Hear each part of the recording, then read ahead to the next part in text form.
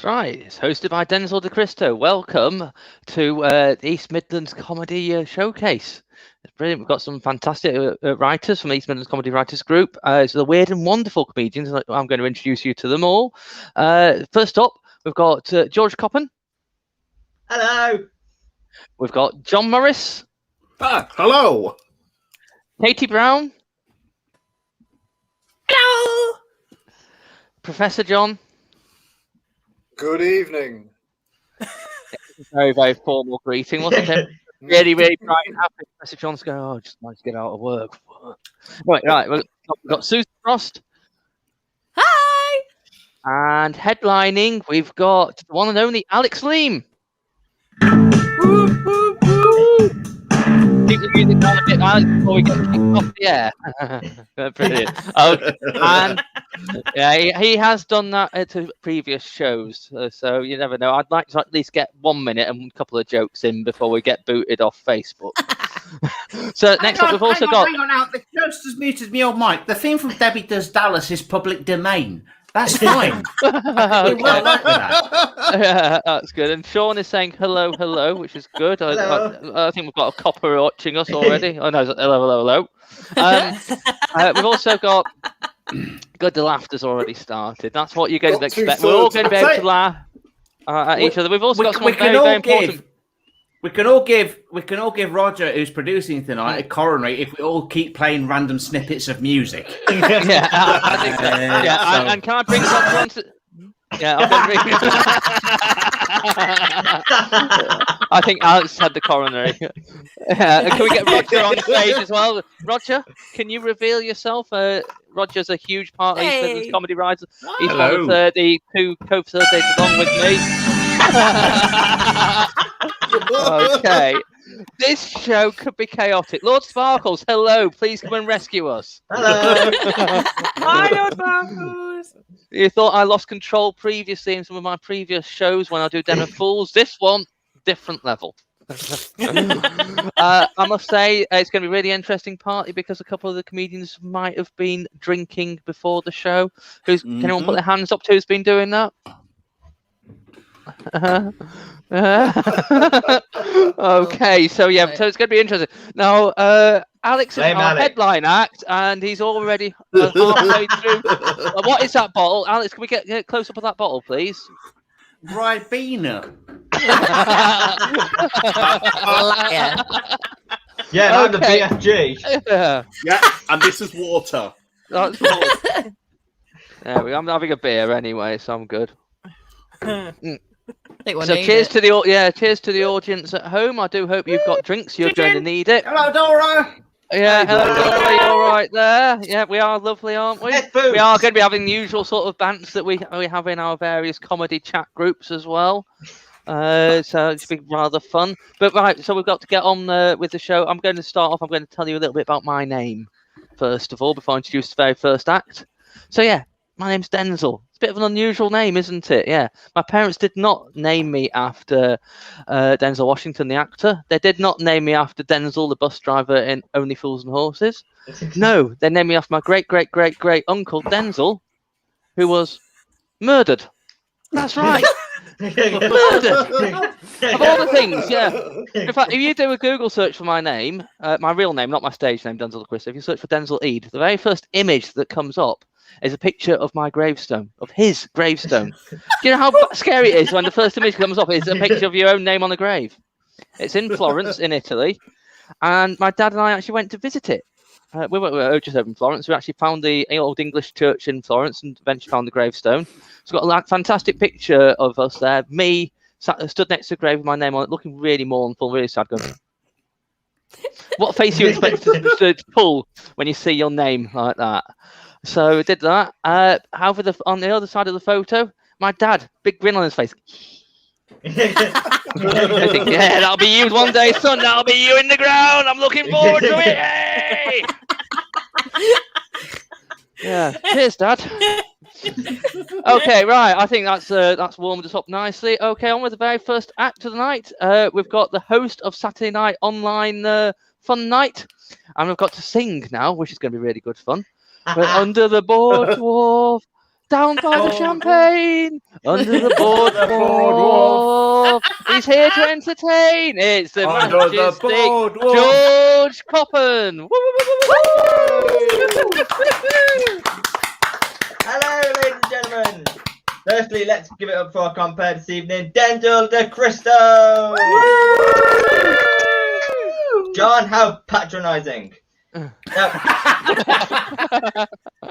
my name is George Coppen. I'm an actor, comedian, and an actual real-life dwarf. Really? Hold your shock. Hold it. I can actually say that now because I've finally filled out the PDF. Of course, PDF stands for Professional Dwarf Forms. Now, I know what you're thinking, people at home and people here tonight. You're thinking, God, that guy from Game of Thrones had a nasty accent, hadn't he? And also wearing a shirt on himself, a little bit tiny egotistical, isn't it? This isn't me, right? Oh, Also, I know, I'm sorry to disappoint you, John, but I look way cooler on a motorbike driving away from an explosion. Just saying. We'll find out Yeah. later on. Oh, will we now, Denzil? Well, I didn't know that was happening in the after party. Now, I am actually an actual dwarf now after I've recovered. Because basically, I used to be addicted to height. Yep. I used to go out, this is years ago, used to go out every day and get inches. Yeah.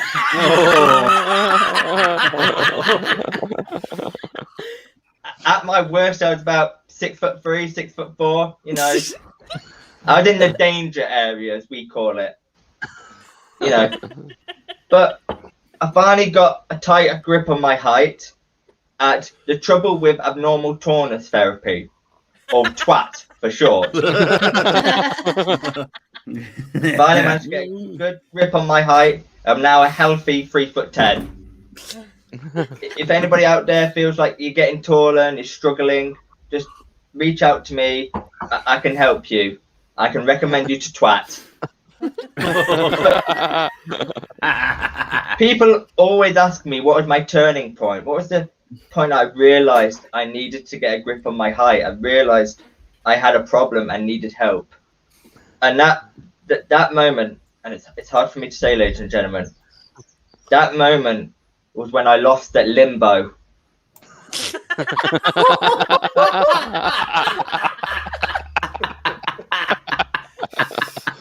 Limbo was my game, you know. Everybody would be going there stretching their backs. I'd be going like, yeah, bitch. Yeah, look at me. Walking under. Yeah, backwards, you know.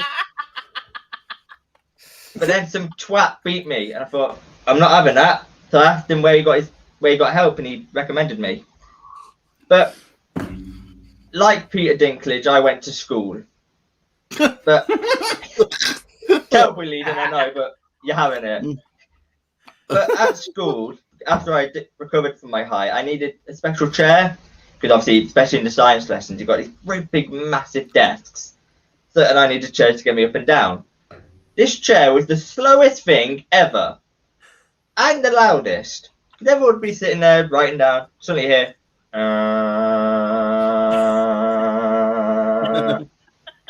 need a pee.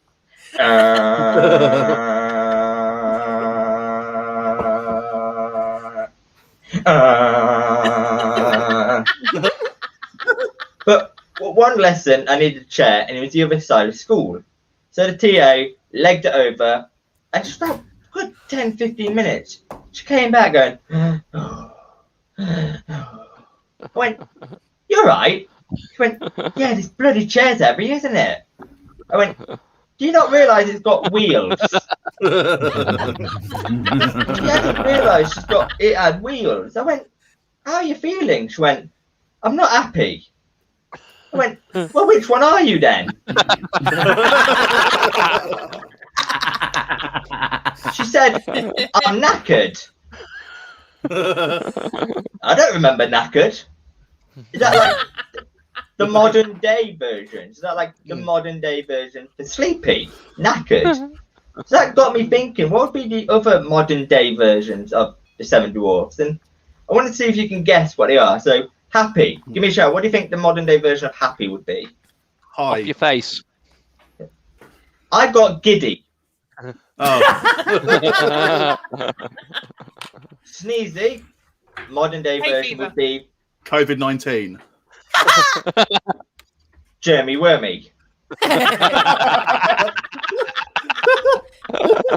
Grumpy. Rapey. Roger. Gamini. Jeremy Clarkson. Miffed. Would be called miffed. Bashful. Piers Corbyn. Jeremy Corbyn. Boris What? Johnson in the fridge. My God. Nervous wreck. Doc. Martin. Chipman. Dictator. Hey, you guys are shit at this game. See if you can get this last one. What would a modern day version of Dopey be called? Twat. Boris Johnson. I mean, I'd wait for someone to shout George, so up yours. I've got Joey Essex. Wow. But yeah, I mentioned the dwarves because I'm an actor and I do panto, and you get some interesting scenarios in panto. Take my first one in Middlesbrough, good few years ago now. Like, this is an old theatre, so no lifts or anything. Our dressing room for the 7 dwarfs, you know, the short people with little legs, we were on the top floor. And the dancers, you know, the ones with the really long legs and can stretch all day, that gets freaking annoying. They were on the first floor. Yeah, that works. We finished our first scene. Get up the stairs. Oh, bollocks, we've got 5 minutes till the next scene.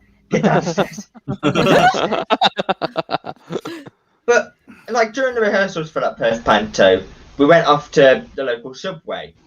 And we got chatting to the woman, and like, it was me and 3 of the other dwarfs. So, and I know saying 4 dwarfs walked into a subway does sound like the start of a terrible joke, but go with me on this. So, we walked in, we got chatting, and we said, oh, we're here for the local panto. No word of a lie, woman says, completely straight-faced, what panto are you doing, lads?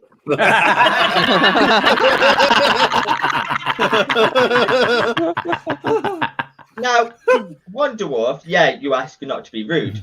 2 or more, it's kind of bloody obvious, you know. So we said, oh, go on, we'll give you 3 guesses, you know. So she said, first guess, Cinderella, 4 ugly stepsisters. No. Guess 2, Peter Pan, 4 of the Lost Boys. Again, no. She finally got it on the 3rd and final guess. It was, of course, Smurfs the musical. But the weird bit is, you would have thought the blue face paint would have given it away straight away. Apparently not. But fast forwarding to like 2 pantos later in Birmingham, I'd been drinking with one of my friends, not like being Alex tonight. Just like, this is normal drink. And we finished the night, booked 2 different taxis, because obviously 2 different accommodations. So he got in his, I got in mine behind. And I said, oh, don't mind that taxi, it's just me mate. No word of a lie, the taxi driver goes, are you both going to the same place? Yes, that's why we've ordered 2 different taxis, you bloody moron. So I said, yeah. I was like, yeah, we're doing dwarf wacky races.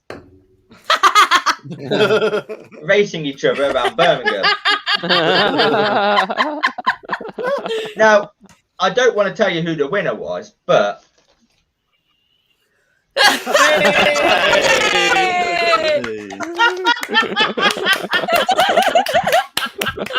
this cost me £5 on Amazon Prime yesterday. Worth it. I am now the ultimate dwarf. But like with the digs, we get some different digs. Like my second panto in Dunstable, we had terrible digs. We had god awful digs. Like when we went for a shower, it would be trickling. Like, oh, for God's sake. So we rang the woman, the landlord, and went, the shower's not working. It's just trickling. And she said, oh, yeah, it's working. It's just for washing your hair, though. Sorry, the shower's just for washing my hair. Yeah, you don't wash your body in it. What the sweet Jesus does that mean? But also, another thing bad about it too was the cooker. Like, you know, when you put something in the oven, you put a time on for 20 minutes, you expect the next number you see to be 19, yeah? No, not this one. The next number I saw was 21. Then 22. That means that this bloody cooker was counting up. Why? Okay, that makes sense. But people say to me, oh, with Panto, do you ever want to do different Pantos, you know? Like Peter Pan, like Cinderella, like, you know, other ones. I go, yeah. But the one Panto I don't ever want to do is Aladdin. I'll tell you why. Because my mum's always had this idea, and other people have, of there being a genie of the ring. So 2 genies. One in the lamp, one in the ring. I really don't want to be that character. Because I don't want to be credited as the fingering genie. Like someone gets a fingering, there's a dwarf.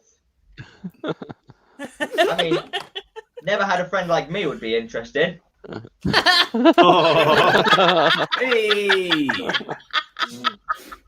But when I'm not doing Panto and I'm trying to find work, you know, like normal admin work, sometimes I have to go to the job centre.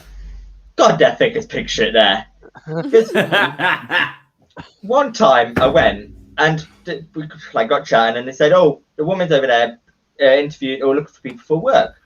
I said, oh, what kind of work is it? Forklift truck. Yeah, ideal candidate right here. Why not invite one-armed Barry and blind Susan to come as well, you know? Make it really distinct and inclusive. I thought, just to shut you up, I'll do it, you know. So when somehow got an interview, don't know how. So anyway, I turned up at this interview, asking questions, all going fine. Then got asked the weirdest question I've ever been asked. The guy said to me, oh, can I ask you a question about your dwarfism? I went, yeah, sure. Well, he went, how long you had it?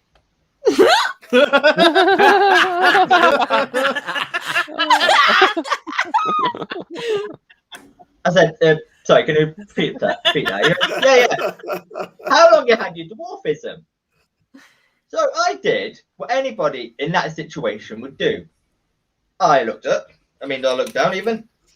I looked up. I looked down again. Looked him straight in the eye. I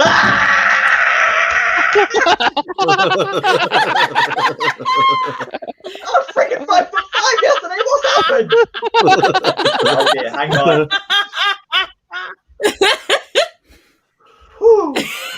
You've got a big dick.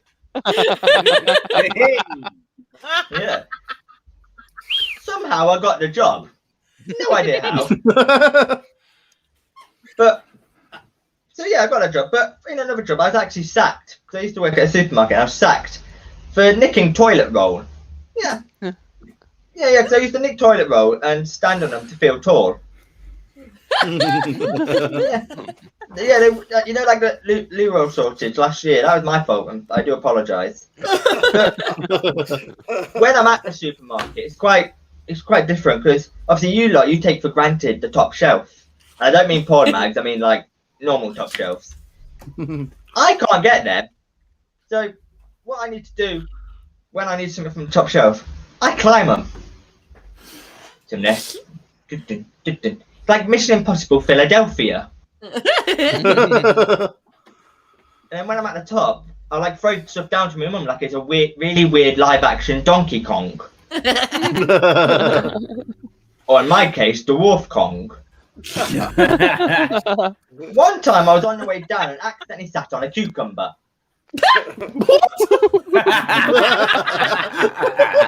I know Sainsbury's say try something new today, but I don't think that's what they had in mind. I wonder if it counts as one on my 5 a day. Ladies and gentlemen, I've been George Coppen. You've been fantastic. Thank you. Thank you very much. Absolutely brilliant, George. I always Thank love you. your stuff. Yeah. You'll notice a little sign appeared at the bottom of the screen towards the end of his set. That's coffee.com/den of fools. It's the name of my show, but I will split this with all the comedians here. Yeah, so it basically is. Chuck your electronic coins into this digital bucket, which we're going to pass out. Not pass out like George and Alex are going to do before the end of this gig. I don't know what you mean. That's why I'm on first and you're on last. All I've got left is vape fluid. So John is John. You do know you're actually going to be on stage. You can tell you these things out loud. Yeah, I was. Oh no, I know. I thought I'd add into the comments. I mean, what's news, John? Oh, enough. And John's wondering why he's the one getting roasted. Well, does anyone else want to see George have a go on that treadmill? If we raise £10, go George, go George, donate. George. No, let's donate George, first. Can you recreate the OK Go video? Zoom in on George. Zoom in on him. Here it goes. Yeah. Here it goes. Yeah, Here it Roger. goes again. There we go. Here it goes again. Under the boardwalk. There we go. Good. Now we're trying to get some extra money out of it. Alex, we could have got If some that's money not worth to a 10 donate. on Kofi, I don't know what is. Yeah, absolutely. Do chuck your money in. Yeah, that's it. Don't worry, we'll get Alex to have a go on something similar when it is his set. Right. Okay, before we get. I don't know. I don't know. We're going to get you to do, but right. Anyway, before we go on, I thought I'd tell you what I've been getting up to this weekend. Yeah. So a few months ago, I signed up to the couch to 5K. Yeah, but it's really good. I've got quite fit. But at what stage do you leave the couch behind? I did a 7-mile race this weekend. You know, carting a sofa with me. Up sodding mountains. The person who actually won the race, he'd got the right idea. He took one of those blow-up sofas, you know, you get in camping stores. So, you know, it was dead light for him. I think I might do that next time. Right, anyway, on to the next one. So what we've got for the very next, and it seemed to me that the next comedian lives his life like a candle in the wind. And that's how he wanted to be introduced anyway. So John is a man of many talents. Sorry, a man of many talents. He's an improviser. He's a comedian.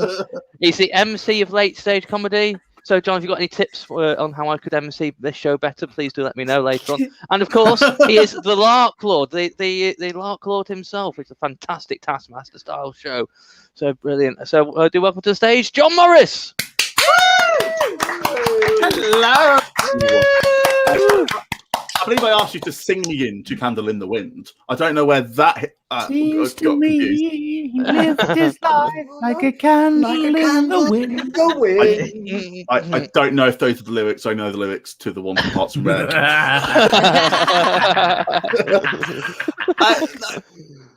Hello, everyone, and thanks to Denzil and Roger for letting me perform. Look, this might be quite a controversial statement, but I have actually enjoyed gigging during lockdown. Ooh. Some of those weren't fake. No, it's been quite nice to go to gigs across the world while sat on my desk. I mean, I managed to do one in the United States the other day, and it was much preferable. There was far less chance of me getting shot.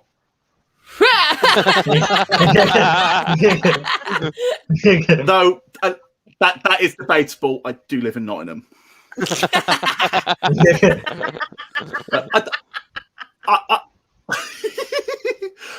a crowd from Derby in tonight, isn't there? No, I have enjoyed gigging online, but I am counting down the days until my first in-person set. It's in a couple of weeks. I cannot wait to get back to performing at the back of pubs with an audience made up of 4 people, and that includes a dog. And of those 4, the dog is the one paying the most attention. Come on. Look, has anyone tried to date during the pandemic? No. That is the correct answer. Dating during lockdown was depressing. I mean, dating for me is normally depressing. I have about the same success rate on Tinder that a Belarusian journalist has at completing their flight. So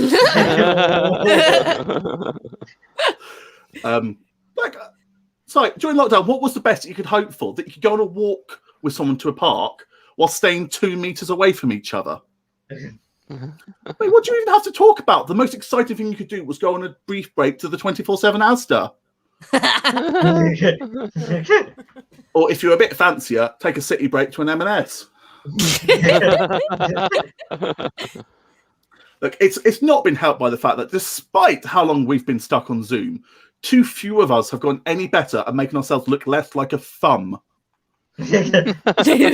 Stop having the camera pointed up. No one wants to see your 7 chins that looks like someone's taking a video of a wet day at the Peak District. Look, honestly, I wish dating was more like how it used to be. No apps, no profile pics, no witty bios. Just walking up to a woman you fancy and handing her a hard copy of your dick pic.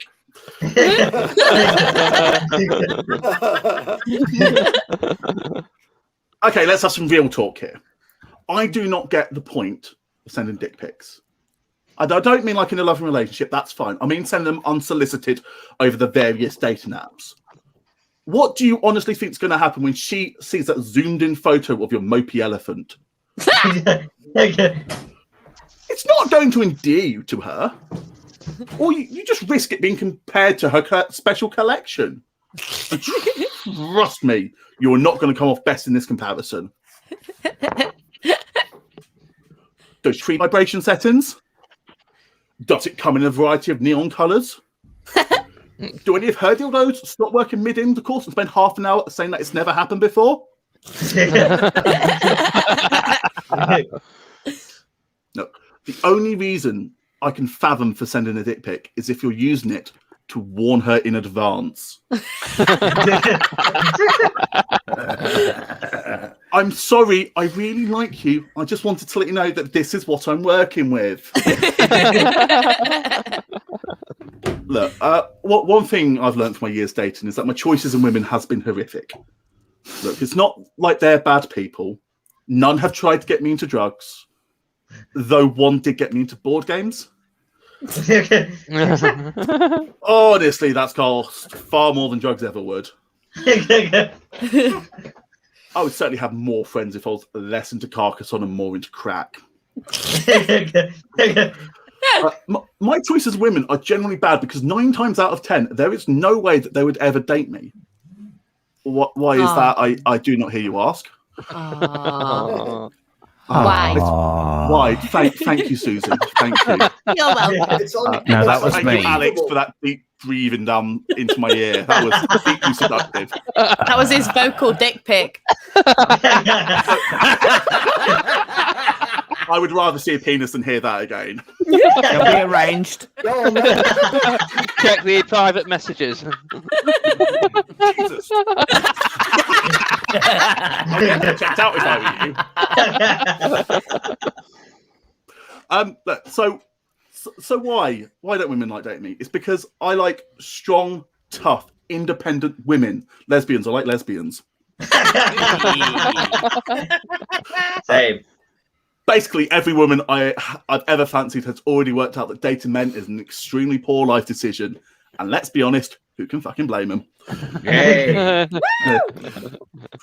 Thank you, Suzy. Let's move away from my failed romances and onto something less depressing. COVID! Schools across the country were closed for almost a year, and I just have to ask, why didn't this happen whilst I was in school? Future kids, they won't be praying for a snow day to avoid their French oral. They'll be praying for Granny to be on a ventilator.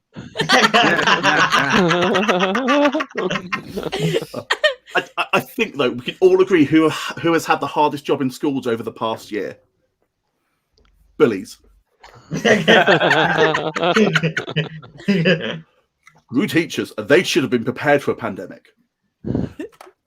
They work in an oversized petri dish. They should have a hazmat suit on the coat rack. But being a bully during COVID must have been so difficult. I can't imagine how difficult it would be to explain to someone over Zoom how to put their own head in a toilet.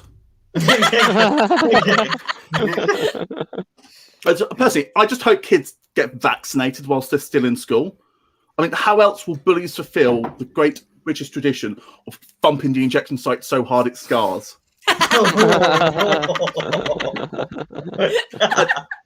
I do wonder, is that not the easiest way to do a vaccine passport? You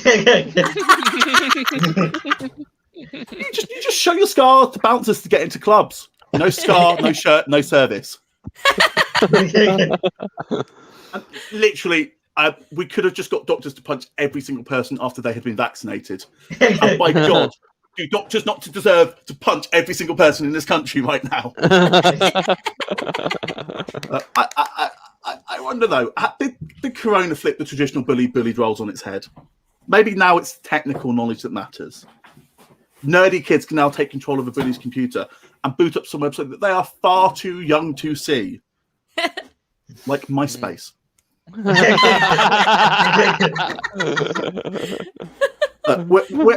We're about to have the next and maybe final stage of restrictions lifted, dependent on the Indian variant, which does sound like a rejected title for a Dan Brown novel.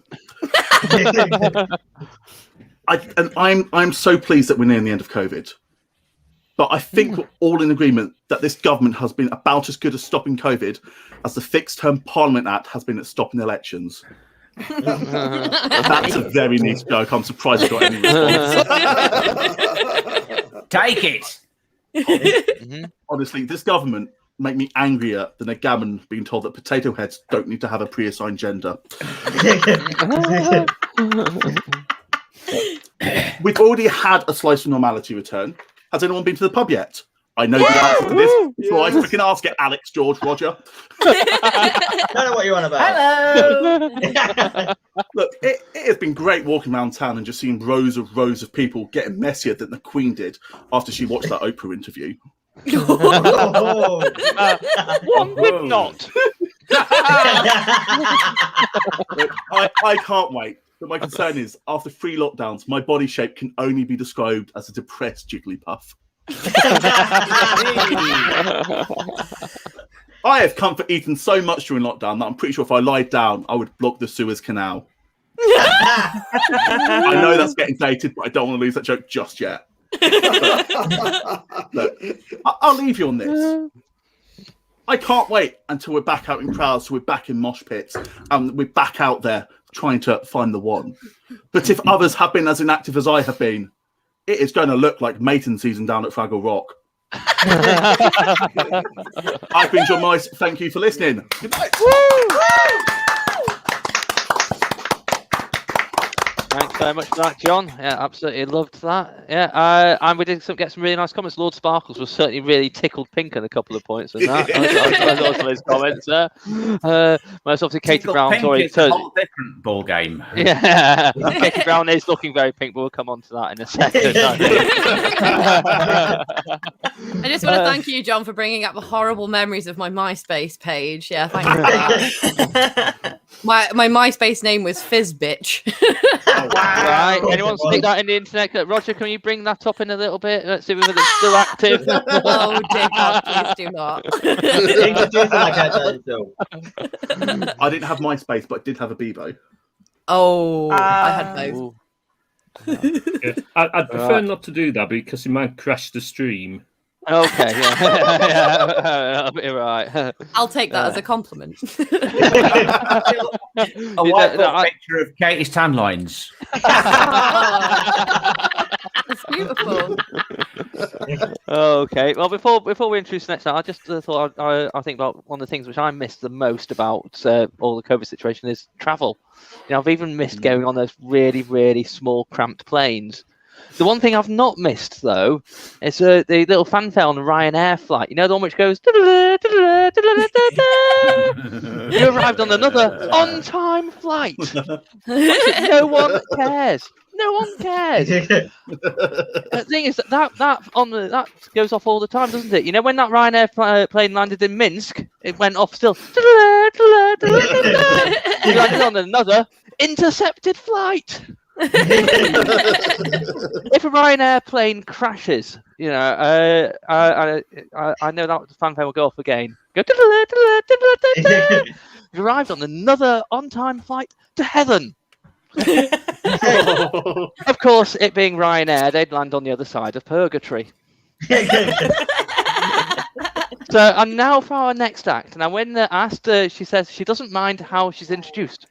Let's see if she's right.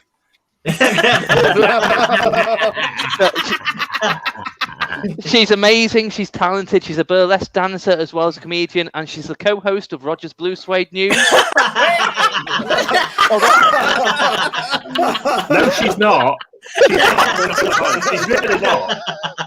Okay, I'm just checking my notes here. It does say to ask her about her whale impression, but we'll come on to that at the end. And her tan line. So, welcoming Katie Brown and Pink. Hello. Yes, you may notice that I am a little bit pinker than is probably healthy. But the more perceptive amongst you will see that I have actually come dressed as my opening joke. What's black and white and red all over?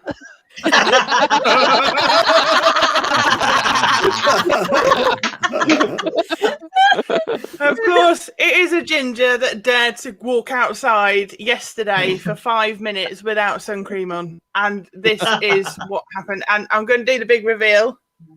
Woo! That in ginger circles is what we call the nugget look. And it is quite niche, but there are some people watching this who cannot get enough, and they are pounding to hell. I got halfway through that, and then I remembered that my boyfriend's watching this, so I don't really want the thought of some weird guy wazzing it out over me all sunburnt. He doesn't want to see what's going on backstage, then, does he? Doesn't want to see what's going on in the green room right now. Thanks for that, John. But my sex tape is actually going to be called Balloon Pop and Ball Gags. It's also the name of my autobiography, if such a thing is ever required. So now we've got that bit out of the way, shall we do some actual jokes?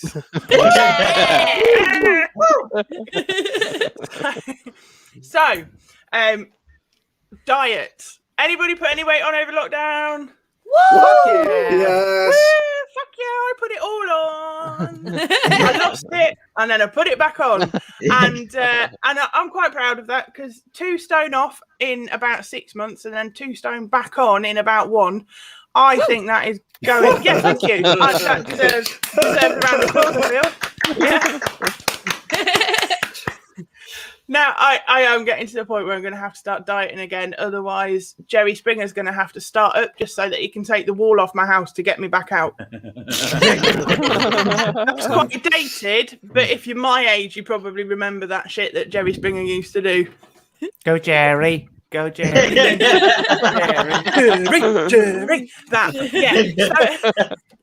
So I've dieted before. I lost a bit of weight before. And what tells you really need to lose weight? There was one day when I went to the doctors for one thing, and actually, you know, you have to go through various stages before you get to see an actual doctor. So you've got the receptionist Hitler. Then you get, and then if you get past there, you have to sort of solve some sort of riddle like the Sphinx to get to see a nurse. And then once you get past the nurse, you got to defeat the next boss, which is a new level, which is the nurse practitioner. And if you finally defeat her, you get the end boss, which is the Doctor. I never got that far. I got to a nurse, and she said to me, and I went because I've got carpal tunnel syndrome, and she said to me, "Are you aware you're obese?" and I said, "Fuck no! This morning I was a size 10." Now, this is very similar to George's earlier joke, but I was going to cut it, but I thought, fuck it, I'm having it anyway. So I thought, do you know what? Fuck you. The turning point for me, though, was at Christmas. One Christmas day, I was sat at the dinner table waiting for my dinner. And I was on an emergency chair, and you know the emergency chairs that have been sat in a garage, getting damp and wet and rotten, and really are not suitable for an enormous arse sat on them. So you could almost hear the chair crying as my arse went towards it. It's like, no! And I sat on the chair, and then, I mean, at the time I was probably about 18 stone, and I was ramming down a good 3 stone of turkey, just like. And we all heard. And I looked around, and every set of eyes around that table was looking at me. I thought, you cheeky bastard. Bearing in mind, everyone else around the table was probably like a child or my frail parents. And me, who had eaten all of the food.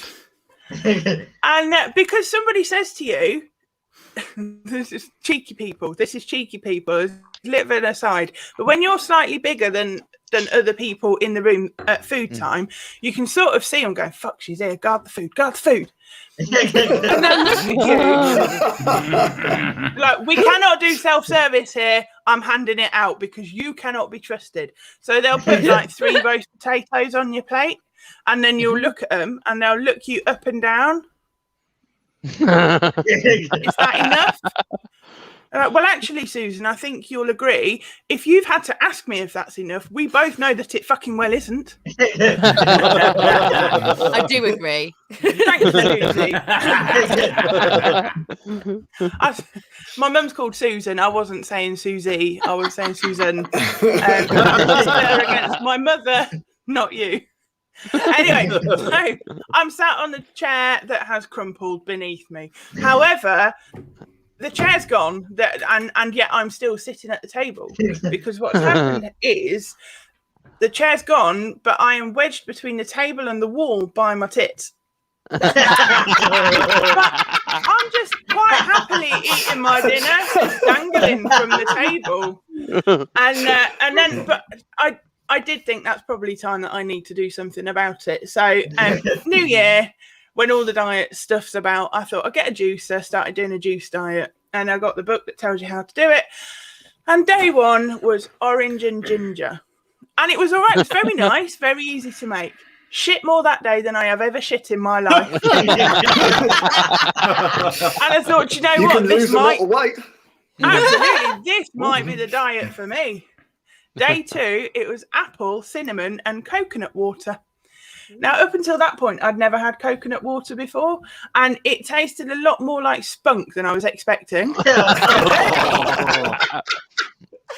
But not an unfamiliar taste, and mixed with the apple juice and cinnamon, it was sort of like a spunky apple pie.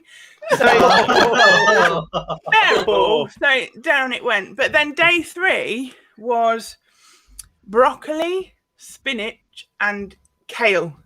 Now, broccoli, I'm quite familiar with. That's the shit you got to eat before you're allowed to roast potatoes. Spinach is that horrible, soggy mush that goes on a pizza for some unknown reason. And then kale, I'd never encountered kale. It sort of just does that. It's like the pubic hair of vegetables. So in all of the ingredients go, and considering everything that went in was green, you'd be expecting everything to come out green. But I was still surprised when I was greeted with this cup of green, and it had a head on it like that. It was like a very patriotic pint of Guinness. But it smelt like a danger fart. And, you know the sort where you need to you do the fart and then immediately your arse is on fire. You've got to go and check yourself because you've just leaked lava. That kind of fart. So I had to go. Hold the nose. So we gave away the juicer. We did away with that. So juicing not for me, as it happens. I actually like food, and that is why I'm the size I am. So my friend said, "Why don't you try Slimming World?" She said, "It's really good. You can eat loads of stuff. You just have to make sure that it's the right stuff." So all right, I'll give it a go. So I went along, and I was asked to leave following a 4-pound gain, because apparently when Cheryl, the leader, says you can eat as many eggs as you like, she did not mean Cadbury's cream eggs. And apparently melting 6 Cadbury's cream eggs in a frying pan and calling it an omelette is not in keeping with the Slimming World way. So Slimming World went, and I'm on my last minute. Right, okay.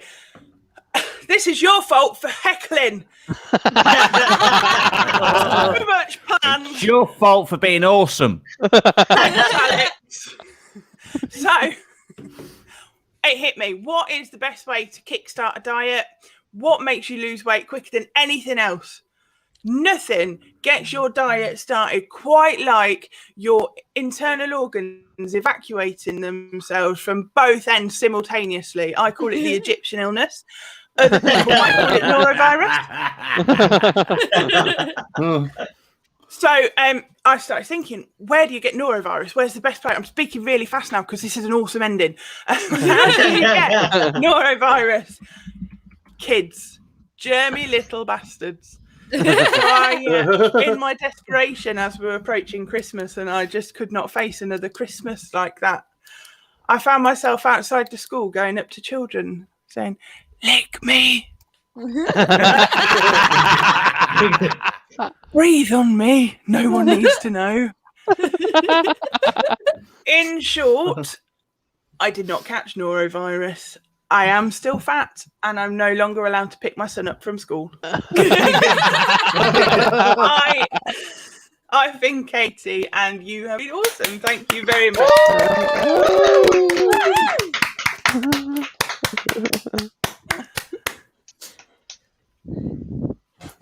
That was really good. Thank you very much for that, Katie. Yeah, really enjoyed that. Yeah. Well, it's one good way of getting out of exercise as well, isn't it? The walk to pick your son up and everything. You don't need to do that anymore either. Absolutely. Yeah, send him to the tuck shop instead, do you? Okay. Yeah. So that's fantastic. Right. Okay. So what do we have coming up next? Well, first of all, you did see the Den of Fools again. Do remember that you can donate to us comedians. You know, you're going to keep us in booze. You're going to keep us in Cadbury's cream eggs. You're going to pay for Katie's legal bills. Awesome sun cream. Yeah, absolutely. Some after sun is very much needed as well. Okay. Before I introduce the next act, I thought I'd just tell you about a little TV experience I had myself. I went on a dating show, Naked Attraction, and when the screen went back, I was on blind date. I bet my date wishes she was blind now. It's a wonderful joke because we've actually got 2 members of the comedy writing group who've actually been involved in both TV shows. Naked Attraction, we had James Wallace, who actually appeared on Naked Attraction. I think probably also a bit too much. And another of our comedians who actually comes from Stockport, Darren. That's it. Darren was on Blind Date a couple of years back as well. So we've got that. I'm talking about TV shows. The next act is the only man to be knocked out in the first round of both University Challenge and Love Island. It is the Professor of Sexy Sound, as I've been told to call him by George. Professor John!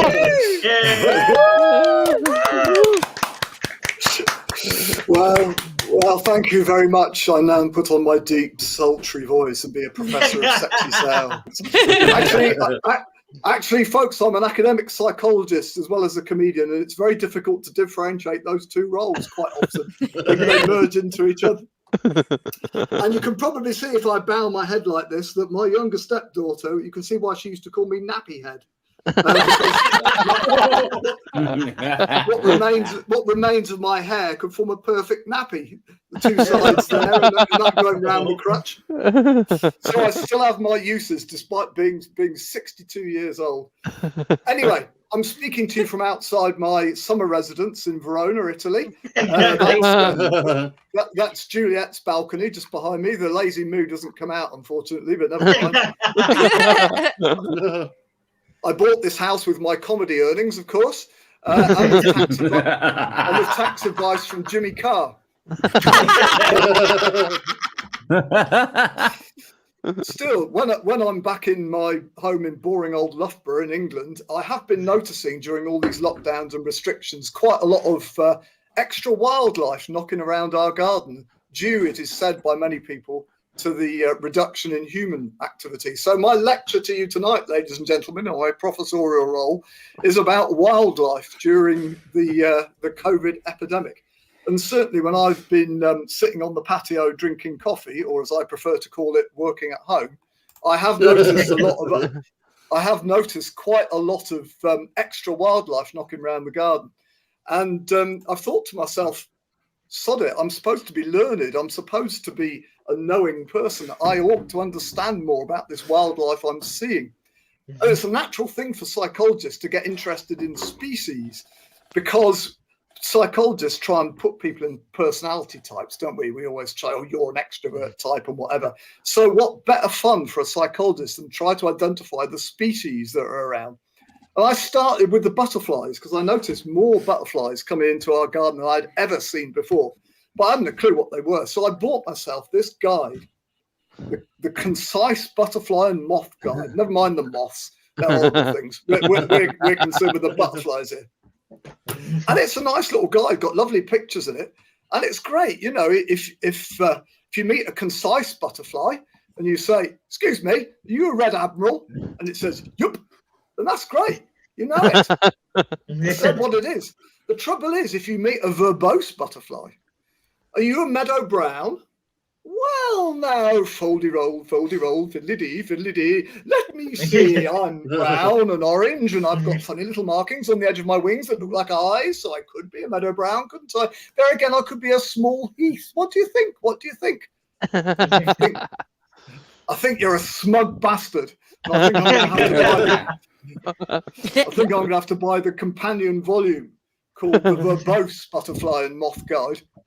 It does have lovely pictures, actually. Lovely pictures of butterflies. It's very misogynist, though, because like a lot of these books, it gives priority to the pictures of the males. It's almost as if the females don't count, don't exist. Well, is that a butterfly? What sort of butterfly is that? Oh, I don't know. It's just a female. Just a female. Not got a picture of that. But the real problem for me, and they never tell you this in the butterfly books, is that the fucking butterflies don't stay still.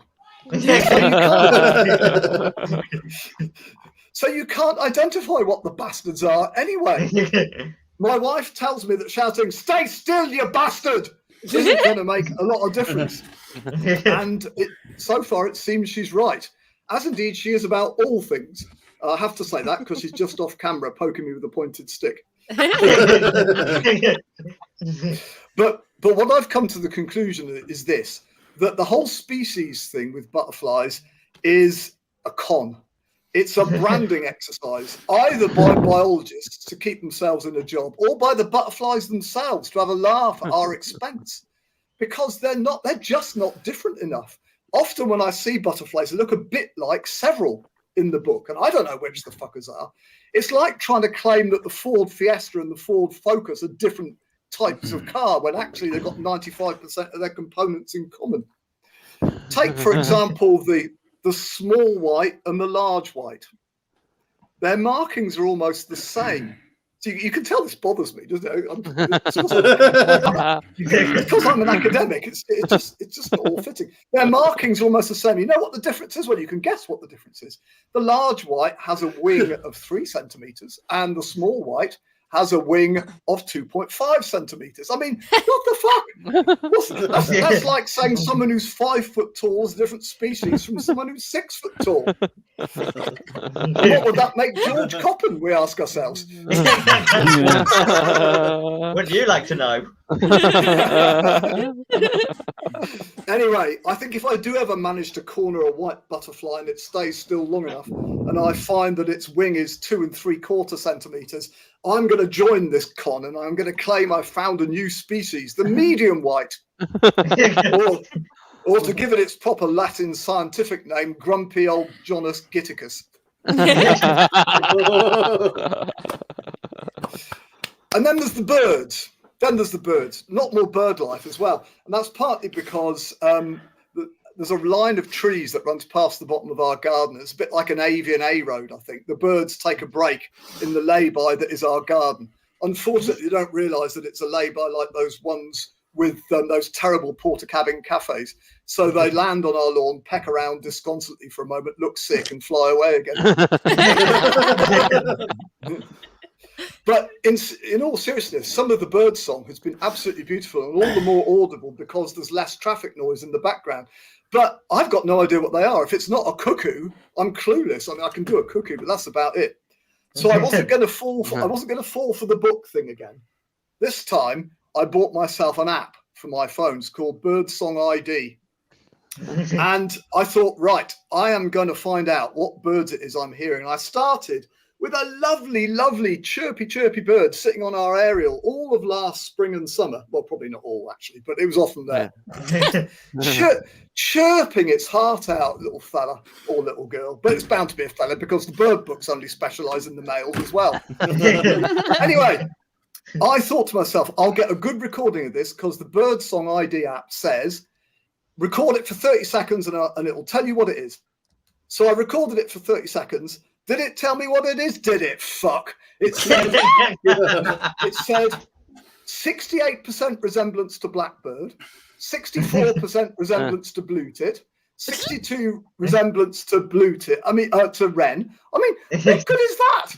Have you ever known a bird that's that combination of things? It was actually a goldfinch, which my next door neighbour instantly pointed out. I think you'd have to catch the bird, actually catch the thing, hold it warmly by the neck, hold it to your app and say, sing for 30 seconds, you bastard, now!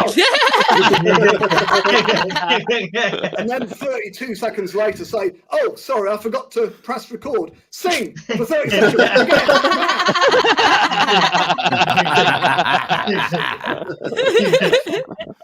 But actually, all I have to do is walk 300 yards around the corner to the new estate and look at the road names. And there they are. Goldfinch Close, because it was a goldfinch. Wren Way, Moorhen Road. It's telling you what birds used to be there before they bulldozed the whole fucking site and built it. I suppose the builders regard it as their contribution to nature. Anyway, having failed really to identify all the birds, I decided to try this app with human songs. And believe it or not, this produced more conclusive results than the bird songs themselves. The obvious place to start is the birdie song, isn't it? Well, any guesses as to what bird that resembles? Me. Yeah, the Coppen. With the Coppen. With a whopping 84%, it's the jackdaw.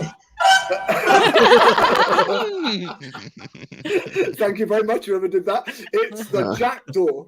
And then I tried something more middle of the road because that's where George, our predatory cat, died. And I tried Dancing Queen by ABBA. And that came out as a whopping 80% song thrush. Well, at least it got song. Although I associate ABBA more with thrush due to teenage fumblings outside discos in the 1970s.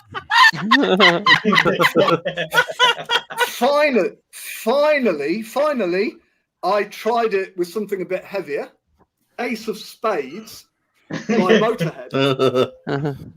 Any ideas about what bird Ace of Spades by Motorhead might most resemble? Eagle. Magpie. Yeah, that's gonna be the Yeah, you might magpies. think magpie, wouldn't it? Eagle. Yeah, I wondered about vulture or carrion crow. Yeah. Well, ladies and gentlemen, here's a shock for you and something to take away from this interesting lecture. Skylark. 80% similar. Saying what? Right, it now follows the very last bit of my set and what could be the unintentionally funniest, trying to see an old man use his iPhone to produce sound. Let's see if we can hear a little bit of Ace of Spades. Are we No, allowed? we can't. No, we can't. In which case, I shall have to... Oh, yes, we can.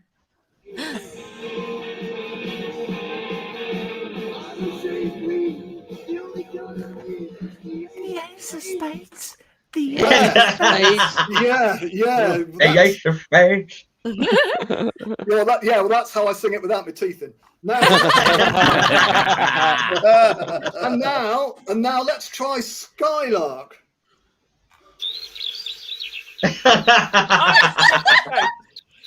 Identical. The resemblance is uncanny. It's absolutely uncanny. Next time I go hiking over open moorland, as I often do, I shall cup my ear to the heavens and say, "Listen to those lovely lemmies." Thank you, ladies and gentlemen, for your forbearance. I've been Professor John. That's it. We all knew that Lemmy was a twitcher. That's fantastic. Very, very interesting lecture there. Yeah, we'll definitely be keeping an eye out for those The Ace of interesting Spades birds. from Lord Sparkles. Oh yeah, there we go. Yeah. Lord Sparkles, that's good. And again, to remind you, please buy us all a coffee. I think we definitely need some energy as well. So just to sober Alex up in a little bit for his headline set coming up.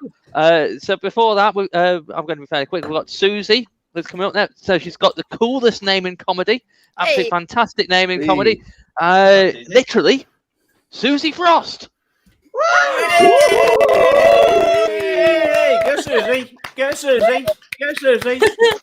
Hello, yes, my name is Suzy Frost. Now, it may come as a shock to some of you, but I was bullied as a child. Was anybody else bullied? Yes. Were you by any chance? Were you by any chance bullied in school? Yes. You were lucky. I was bullied by my own mother.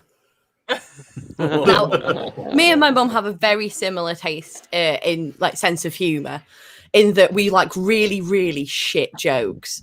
And my mum's favorite joke to play on me as a child was to announce, "Oh, my nose is running," and then point in a random direction and go, "Look, there it goes." And if 5-year-old Suzy had the audacity to look in the direction that her mother had just pointed, she was made to feel like the dumbest arsehole on the planet. Fucking dickhead. Noses don't have legs. Noses don't have legs, do they? Wanker. Well, the joke's on her now. Over my many years on this planet, I have developed an arsenal of jokes specifically designed to wind her the fuck up. Ooh, could you just put the kettle on? No, it doesn't suit me. While you're in the bathroom, would you just turn the shower on? Oh, yeah, of course. Oh, shower, you're so sexy. Oh, you make me so wet. And one that I've recently brought into play is whenever she hands me something, I will answer it like a telephone. Oh, can you just take this glass in to the kitchen for me? Hello? Hello? There's no one there. No one there. But the problem is that these have now sort of crept into my everyday life. So every time anybody I come across says one of these phrases, I'm instantly triggered, and the response comes out like I've got Tourette's. Now, the more that I do these jokes, the less people find it funny. And the less people find it funny, the more I think it's absolutely hysterical. My personal favourite one, which is always a treat because it's a phrase that doesn't actually come up that often, you would like, contrary to popular belief, and you might be able to join in with it with me. It's when anyone says any iteration of the phrase, "Who you gonna call?" Ghostbusters! Doesn't matter where I am, doesn't matter who I'm with, doesn't matter the situation. If someone says, "Who you gonna call?" I am gonna scream Ghostbusters at the top of my fucking lungs. Now, I believe during lockdown, we all had a brief dalliance with alcoholism and obesity. I know for sure that I definitely did. And I am very glad for lockdown to be over as a comedian. But I tried to make the most of my lockdown experience. So I rekindled a couple of my old hobbies. So we did a bit of knitting, did a bit of baking, did a lot of masturbating. Now, I don't know what it is now, but anybody who's sort of mid-20s plus, do you find that masturbation sort of lost a bit of the sparkle nowadays? Yes. Yeah. Don't worry, you get it back. Oh, happy days. The thing is, though, I know exactly what I'm doing down there. I know all the combinations. Up, down, left, right, finish her. Sub-Zero. I remember back in the day when there was still sort of unexplored territory down there. You'd find something new, give it a bit of a tweak and go, oh, that's exciting. I used to call it wank roulette because I was like, oh, if I flick this, will I climax? Will I piss myself? Let's find out. Now, I masturbated when I was younger, as I presume all other young people my age masturbated. Under the covers, with a torch, and Harry Potter fan fiction.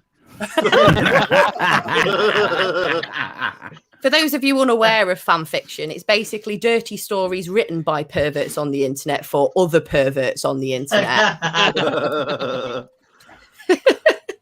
Yes, I do mean me. Now, this was in the days before laptops because I'm an actual old person. So you're not. Oh. So I had to access all of this Harry Potter filth on the family computer. Now, I don't know if you've ever tried to have a wank at the family computer. It's Yes.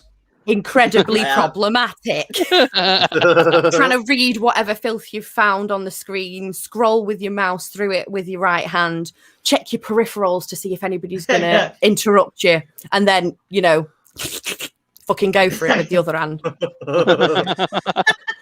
Now, there was a very obvious solution to one of these problems, but I think my mum might have noticed if I gaff taped a dildo to the wheelie chair. So I had to come up with another solution. And my solution was this. I would print off all of my Harry Potter fan fiction. Most people had dirty magazines to wank to. I had a ring binder. I still can't walk through WH Smith without someone having to follow me with a mop. Oh, Jesus, do it. She's found the Lever Arch files. We're going to need a bigger bucket. One thing I'm very thankful for during lockdown was that I didn't have to go into the office where I work when I'm on my period. Now, I get the sicky, fainty kind of period, which is a fucking nightmare for everybody involved.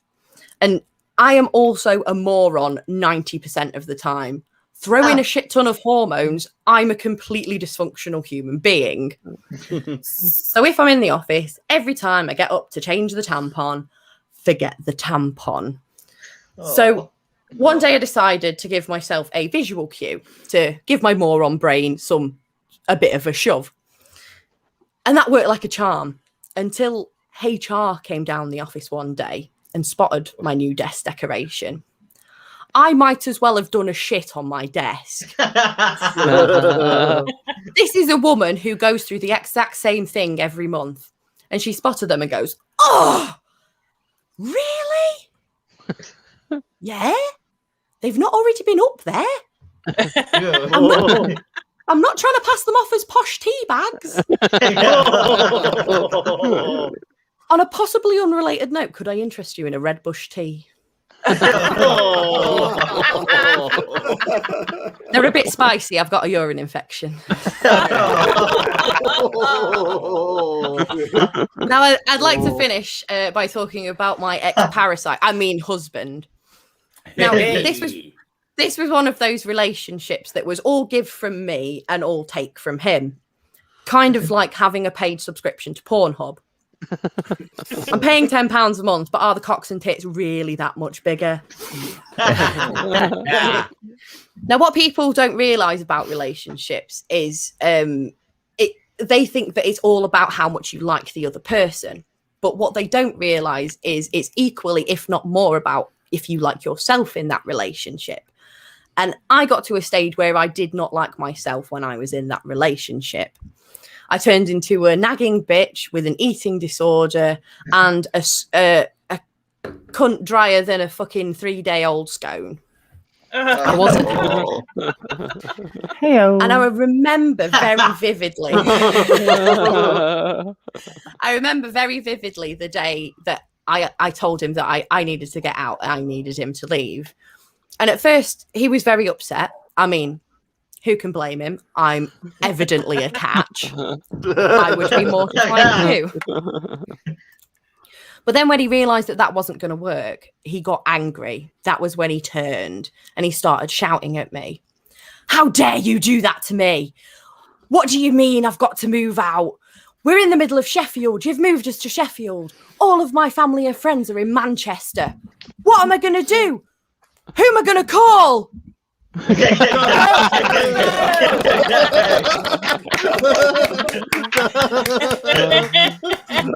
Ghostbusters. Thank you very much. I've been Suzy Frost. Fantastic. Thank you, Suzy. Thank you, Ghostbusters, coming to her rescue. Love you, Peter Venkman. Suzy does remind me a couple of things. My parents often ask me to draw the curtains, so I literally do. I've got a paint drawing. I just show them. It's like, there you go. Oh, that's a good one. Yeah, you have to do that. They can model like one of those French models, can't they? It was that line from Titanic. Hit me like one of your French curtains, Jack. So before we introduce the next one, I thought I'd tell you a little bit my school days. At school, I loved ICT and RE. Wasn't fussed about the rest of the alphabet.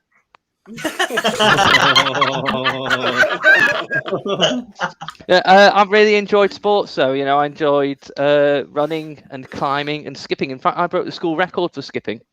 7 weeks. Yeah, bloody COVID kids have beaten me now, haven't they? Though, was it 4 or 5 months? Kids. And the joke I'm going to leave you on: I put my shoes on the wrong feet, and now I don't know who's wearing them. Might be one of the last times I get to tell that joke. I've actually sold it for a case of beer. That joke. Finally find it. Yeah, that's it. It's some competition for what's it? I can't even remember the name of the beer now. But anyway, the YouTube campaign. Hen. That's it. It's the old speckled hen. Thank you very much. Yeah. I said I've drunk half the crate of it already. I can't remember the bloody name. Yeah. So that YouTube campaign will be starting soon. So when you hear that joke, it is actually mine. Yeah, so it's not some crazy fox. You can tell the difference. I'm not quite as ginger. Right. So next up, we've got the only mobile DJ who can't drive, and that's not only because he's over the limit at the moment. It's the head honcho of Ram Comedy Festival, the guy who's responsible for this entire show going out as well. Can I introduce you to DJ Alex Leam? Thank you very much indeed. Thank you. Wow. Thank you very much indeed. It's a good job amongst friends. Otherwise, this would be an intervention. Bad news for you. Yeah, you're right to give a round of applause to Little Sparkles. Thank you very much indeed. So yeah, I am involved in the glamorous world of mobile DJing. Can I get a no? Ooh. Can I get a rewind?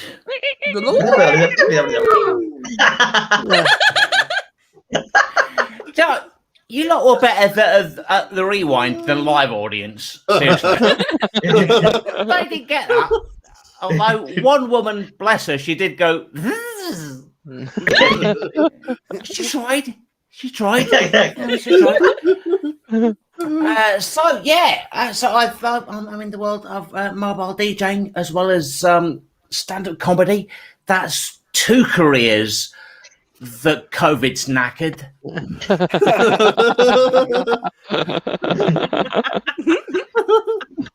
Seriously, spare change. I'm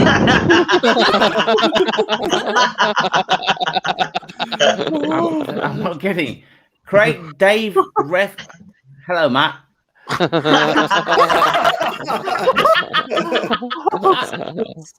can't read Matt at the minute. So. Good luck to you. So I got back into the world of mobile DJing a little while ago, just because I badly needed more material. That sarcastic laughter would tell you that's not a bad thing. No, but the one thing that has not changed is that I'm no longer is that I can't drive. I am I'm the country's only mobile DJ who can't drive. So I've got to employ DJs. I've got to employ people to drive me to stop laughing. I'm hammered. I've got to employ people to drive me to where I am, to where the DJ gig is, and back again. But more often than not, the only people I know that can drive are comedians. So that's led to some interesting situations. Like Christmas just gone, Al Grant, aka Lord Sparkles, who you've seen in the comments tonight, right? Yeah, the one with the hammer.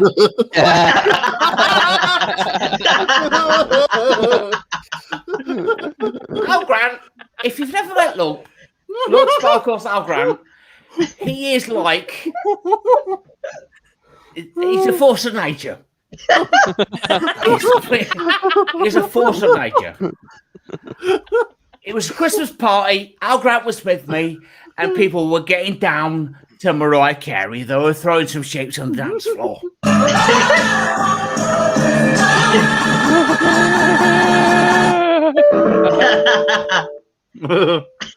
Computer went dead.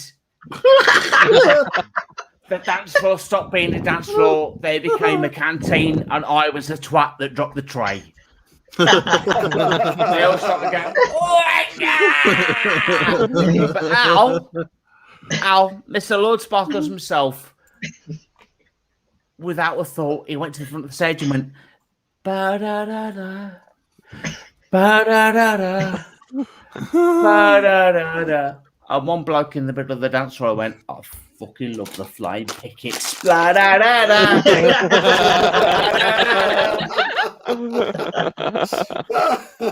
The computer had rebooted at this point. I was just watching the dance floor. It was all singing along to Al Grant at this point. Beautiful. It's beautiful. But the when I started DJing again, a lot of the tech is different this time, people. I'm not using DJs any. I'm not using DJs. I'm using CDs more.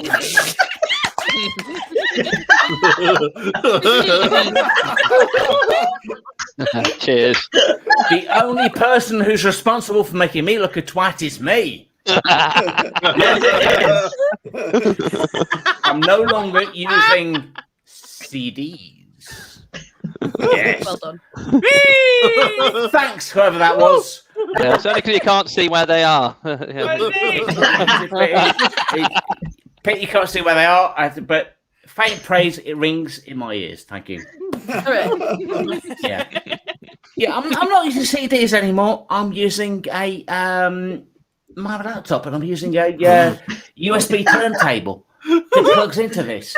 I've done this routine many times before, and I've always talked about my USB turntable.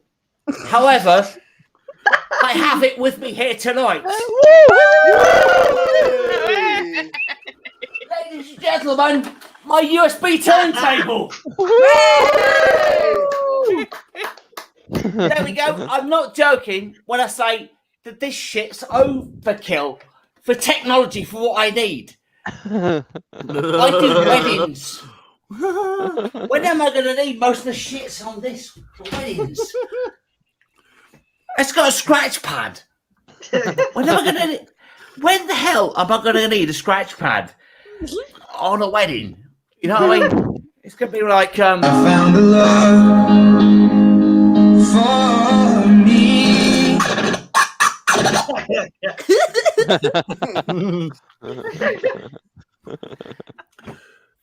Thanks, I feel you're overcompensating slightly. But the other thing that's tech overkill with that is the pause button. The pause button on that thing is an absolute bastard. Seriously. It's ridiculous. When you press pause on that thing, it makes a noise like it's overkill. You don't need that. Seriously, you don't need that at all. So it sounds like, I mean, sometimes, once upon a time, when you were using CDs, you would accidentally press the pause button on the wrong channel, the one you're playing out. It would sound a bit like this.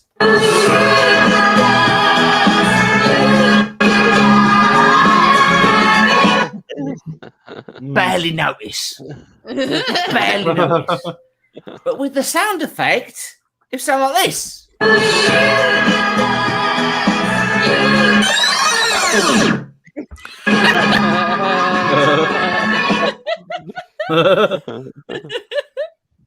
Might as well say this.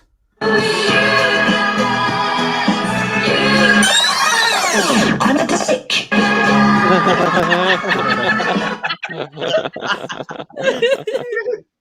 Can't work your own equipment. I had big ambition when I started DJing, ladies and gentlemen.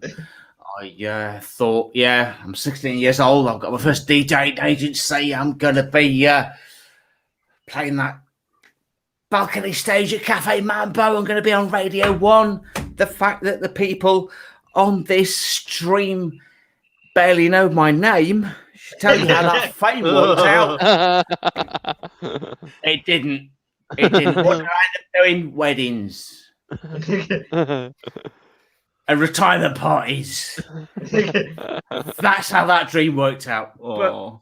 But the first the guy that I worked for first, Richard, he had a big sideline in bootlegging CDs. And he bootlegged a lot of CDs, including CDs when he went, there's this 5 CDs. You need it in your life. You're gonna love this. It's the DJ Factory Master Mix. You're really gonna progress if you get this in your life. I haven't. It was 2002 when I bought this bootleg 5 CD set off of Richard. And here it is. 2002 when I bought it, it was dated as fuck then. So it don't work out now, to be honest with you. Right, okay. There's a few bits and pieces on it. There's like TV themes, there's dry vocals, there's the other bits and pieces that are on there. There's a few things that could work now. Could work for stand-up, for example, like that. Like that. Normally at this point, I would say, does anyone know what that is? But the majority of the people watching this have ripped this off. Yeah. I like somebody said Roger, but that was probably probably somebody else has ripped this off. Yeah, no, that's called the rim shot. That's called a rim shot. That was on there. This innocent sounding sound effect sounds like a category on Pornhub. But it's audio punctuation. It's meant to be played at the end of a ropey one-liner joke to make any ropey one-liner joke instantly better. And I know this because any one-liner joke I've ever done, shit. But if I played that at the end, it'd be a lot better. Like, for example, I like having oral sex through a letterbox. Difficult to get your head around it, though. Now, you see, instantly better. You would not have laughed that much without it. Without it, absolutely. I've got trouble when I'm ordering a takeaway, particularly with regards to pizza. I have crust issues.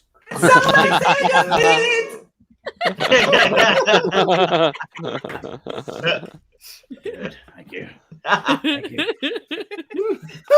They do have all eventualities, including if a joke has not gone quite so well.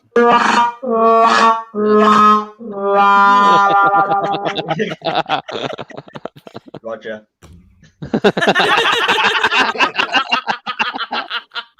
Now, we were all thinking that. No, I'm saying nothing extra because he's producing tonight, so he will shove me off. Anyway, they also produce loads of dry vocal jingles, like things for you to play in between songs that are supposedly funny. They went for jokes. DJ Factory, who produced these songs, these jingles, went for jokes. Let's see how you react to this. Remember, a dog is not just for Christmas. If you're very careful, you'll have a bit left over for Boxing Day.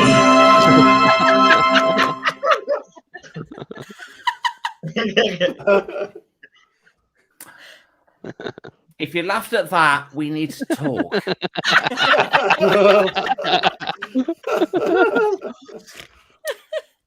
They had another joke that was festive related. Father Christmas comes just once a year, which is still more often than this DJ does.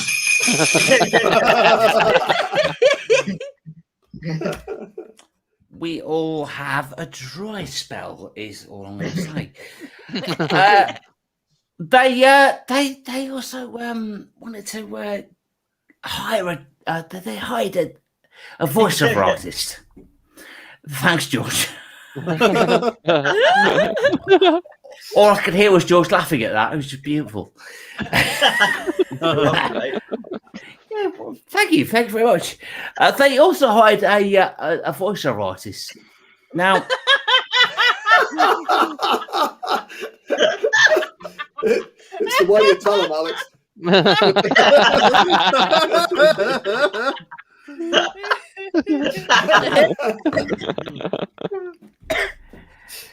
did they bother us with a really enthusiastic, really in charge, very enthusiastic DJ voice? For all your requests this evening, please come and see the DJ. That was it. No, and he went on. If there's a record you're dying to hear and are a little bit embarrassed about asking, then why not tell your friend to go up and ask for a record? Snappy, edit. Snappy. But if they went on to go through all the family. Why not ask the DJ for your mum's favourite record? It'll be a great surprise. Would it? Would it really? And finally, he goes through all the family. But finally, if you were to hear the pseudonym "Give Your Dad a Treat," would you think anal? Give your dad a treat. Go up and ask for his favourite record. The DJ would love to play it. No, I guess I'm just really filthy minded. And drunk. The other one is what is this one? This one troubles me the most above all of the ones that you've just heard. If you're really impressed with the DJ tonight, don't forget he's available for bookings. Come and see him. If you're not happy with the music this evening, don't just keep it to yourself. Please tell the DJ. If you're not happy with the music, please come and see the DJ. In my experience, people don't need encouragement. To come and tell the DJ that you're a bit shit. In fact, they don't need a dry vocal to tell you that you're a wanker. You know what I mean? They're bad. DJ Factory, who produce all these CDs, most of which have dropped on the floor.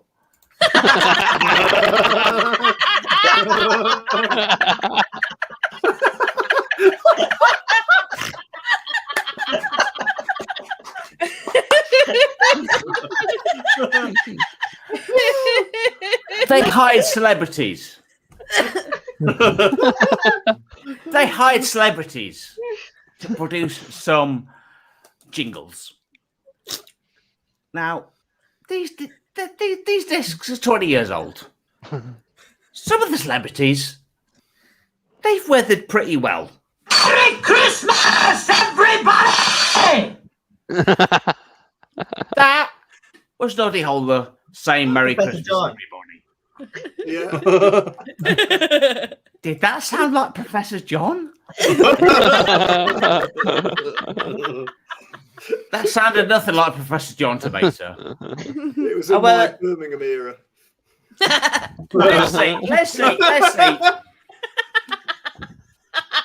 Now, does Professor John sound like the other celebrity that's on this list?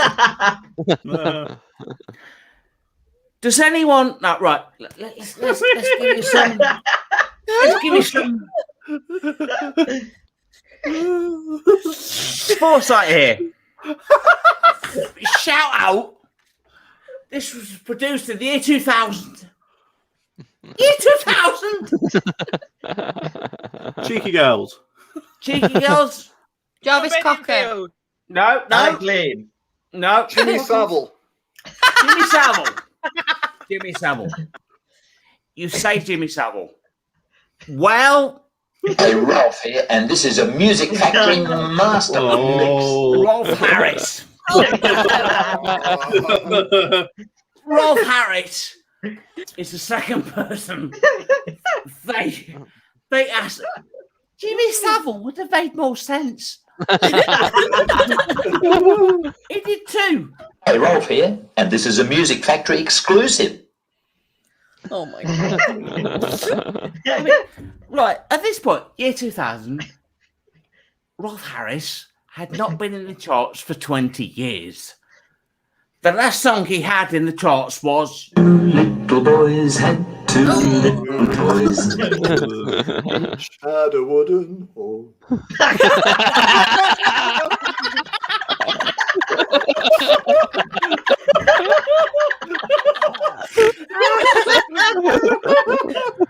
I think you can bring that back, John. I think you can turn that around. John. What I'm loving is the fact that no matter what I do, Forevermore will never be eclipsed by you singing Two Little Boys Had Two. Nothing's going to eclipse that. Forevermore. Yeah, well, actually, you know what? We're going to finish that there because I think the sound of John singing two little boys singing two little toys can't be eclipsed. So for that, ladies and gentlemen, thank you very much. Good night. Fantastic. Thank you to the Ibiza legend that is Alex Leam. I can just see you there, sort of like DJing at space. Oh, sorry, that's spaced out. That was the best thing ever. Yeah. So if you want to sober Alex up, if you want to see George run on the treadmill again, if you want to get some suntan lotions after sun for Katie, that's it. Then do please remember coffee.com/denofools. We'll split the money. I think we're going to have a nice little bit of a chat as well to find out what people have got coming up, because obviously Ram Comedy Festival is carrying on all week. As well as other shows coming up. So let's have a look. Who else has got a show coming up? Let's start with Roger. Roger, do you have a show coming up? I do. On Friday, I have my second Ram Comedy Festival, Roger's Blue Suede News Show with... Katie, you might need to correct him with a name. With my guests, which will be... George, Suzy, and Ishi.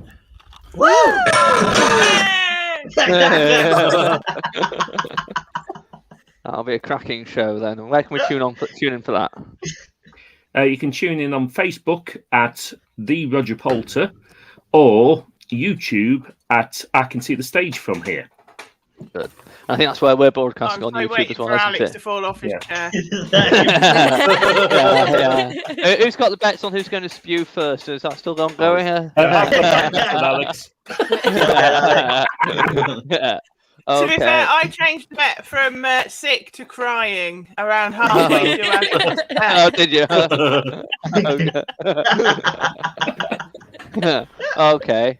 So, George, what do you have coming up? Yeah, every Saturday I do my show Fun Night, where I take Ben home when he can be bothered to turn up and he's not got work, and other people from world of entertainment, and get to do silly and ridiculous mini games. I'm glad Roger's gone because he's going to absolutely lever me for who I've got on this weekend. He's not gone. Here. He's here.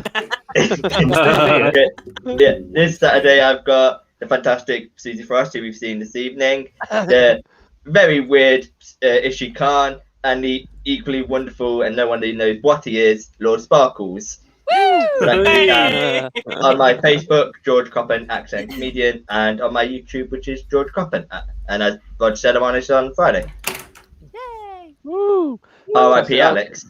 Yeah, that's good. And how about the Lark Lord, John Morris? You've got something coming up, haven't you, tomorrow night? I've nothing Lark Lord related coming up, but I've got, with Kitty Messalina, our next edition of Late Stage Comedy, which is a special night on Zoom tomorrow at 8 p.m. for Ram Comedy Festival. Headlining, we have the wonderful Lubna Kerr, who you may have seen on Awkward Question Time with Alex and me last night. We also have joining her Rosie Dot Francis, Amy Walsh, Samantha Day, Thomas Craven, Tegan Marlowe, Alexis Coward, and Colin Etches. Completely free. Head to Late Stage Comedy, or probably shared from the Ram Comedy Festival page as well. Grab your tickets and join us tomorrow at 8 p.m. for some live Zoom comedy. Brilliant. Yeah, definitely do that. Okay, Katie. I've got doctor's appointment tomorrow. For the sunburn. Coincidence. I am doing Dan Lie's podcast, Soft Spot for Stand Up, which I think Suzy's done, George has done, Alex has done. I've done it. It's a really good one, and I haven't done it. I haven't recorded it yet, but I'm sure it's going to be banging. I'm on Fun Night again, I believe, on the 19th of June. It's not a Rams thing. It's not a comedy festival thing. I'm just going to be there. I don't even know if George has got me down to do it or not.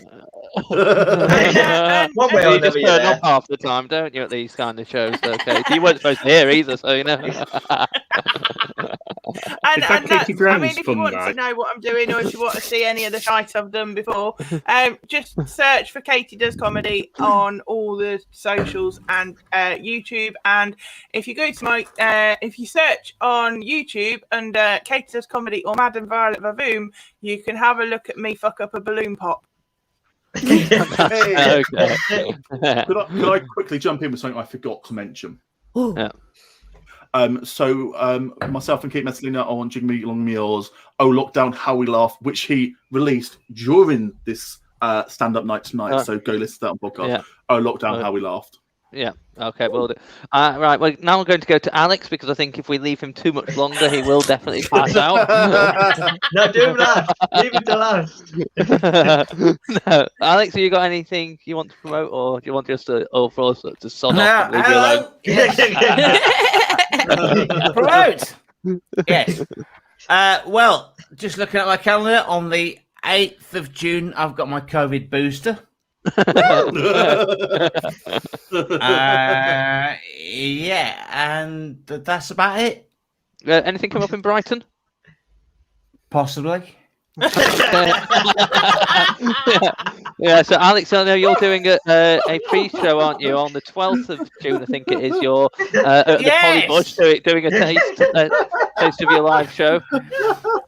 Oh yeah, that. I'm there too on the 12th. Yeah. Right, fuck off, Roger. Yeah, Roger's there only because I'm there. Who's your driver?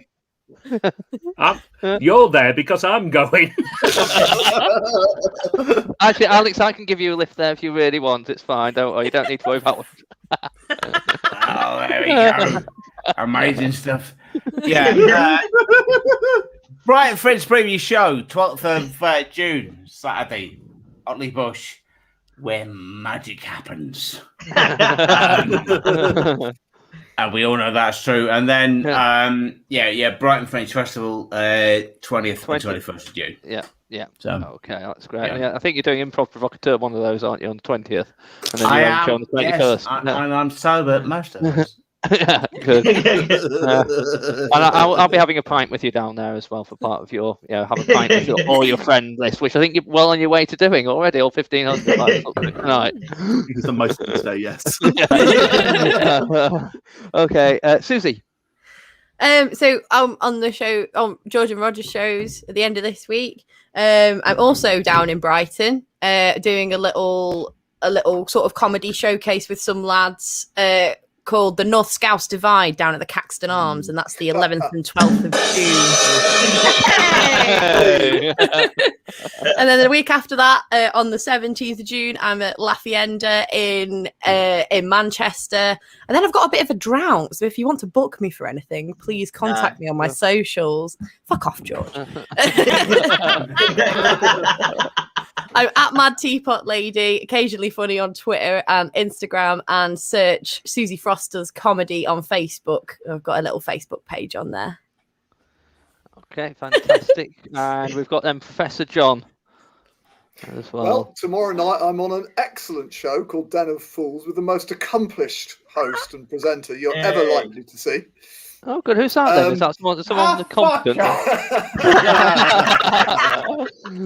I think I'm doing my first ever gong show in 5th of July at Bar 1 in Derby, and I'm doing the Crafty Clown on the 8th of July and going to the dentist the same day. So, day. And it's an NHS dentist. Now, oh, God. Is it at 2:30, John? Yes, 30. Yes. At some point, I'll be because I'm elderly. I'll be taking part in the postponed Leicester Comedy Festival Silver Stand Up competition, and I'm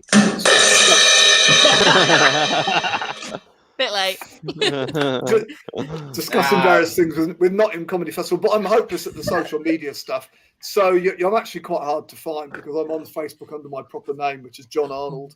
and I really ought to sort that out. Professor of Sexy Sounds. Yeah, Professor of Sexy. That's what I should call myself, isn't it? Yeah, just make sure you don't put the wrong one on someone when you're having a Zoom chat with someone.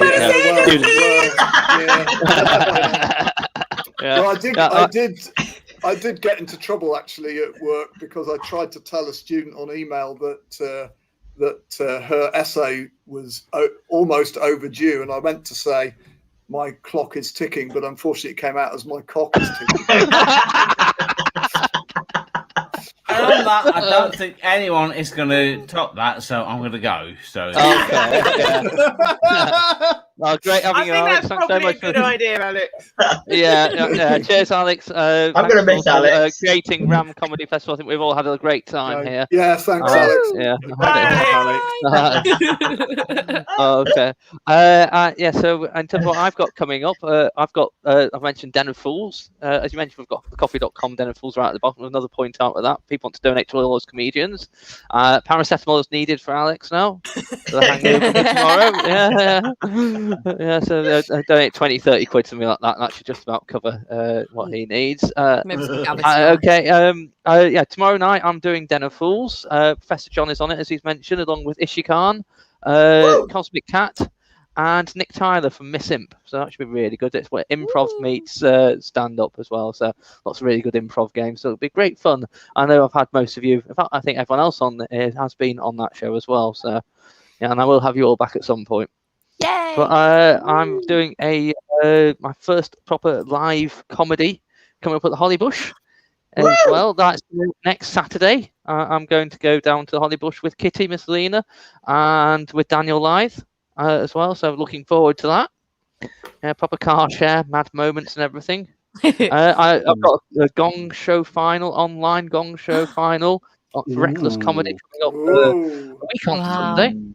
But I'm having to do it at my parents' house. We're celebrating Christmas at my parents' house the next day. My sister's finally back from South Africa after going for Christmas 6 months ago. So we're going to celebrate Christmas then, which means that I might have to tailor my jokes a little bit down a notch. Yeah, because my mum coming into the room halfway through one of my punchlines might. I've got a little joke about wanking, which probably doesn't go down quite so well when your mum's in the eye shot. He's coming in as Queen Elizabeth. No, I'm not. No, I don't have anything to do with Queen Elizabeth at the moment. She's on a little bit of hiatus at the moment. I think she's still in mourning. So, what happened? I will.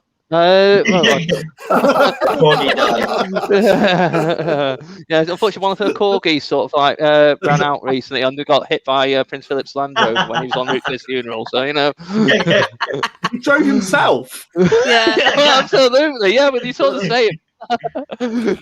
They got an Uber. Yeah. So I think that's probably it for this. I've loved doing this. This has been absolutely fantastic. We do also meet up alternate Mondays if you want to come and write with us. After all, this is a promotion for us, East Midlands Comedy Writers Group. You can find us on Facebook as East Midlands Comedy Writers or EMCWC. Alternate Mondays. Next one we are going to be actually doing a live rehearsal. We'll be sorting out. There'll be like 6 or 7 people meeting up face to face in a pub in Derby to actually rehearse, which is going to be really good. Then we're going to go on hiatus because the next meeting is, well, half of us are down in Brighton. I'm only down there to party. I'm there to celebrate and party. but given that Roger and Alex and Ishi are all down there, and George is abandoning us again to go off to Belfast to do some random Disney. Well, so we always blame Walt Disney for lots of things. Do